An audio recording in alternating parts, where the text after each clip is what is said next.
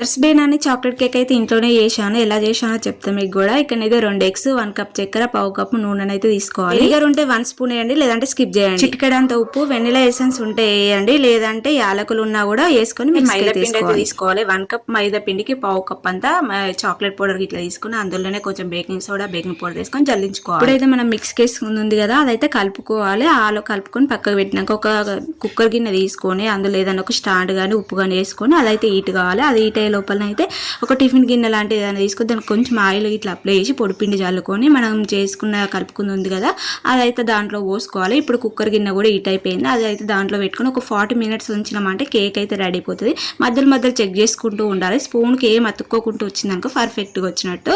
ఇక ఇక్కడనైతే నాకైతే రెడీ అయిపోయింది. ఇక్కడనైతే దీనికైతే క్రీమ్ అయితే రెడీ చేస్తున్నా. క్రీమ్ ప్రాసెస్ అయితే నేనైతే ఏం వీడియో తీయలేదు అన్నమాట. ఇక మా చిన్నోడు అయితే ఎప్పుడెప్పుడు వేస్తుందని వెయిటింగ్ చేస్తుండు.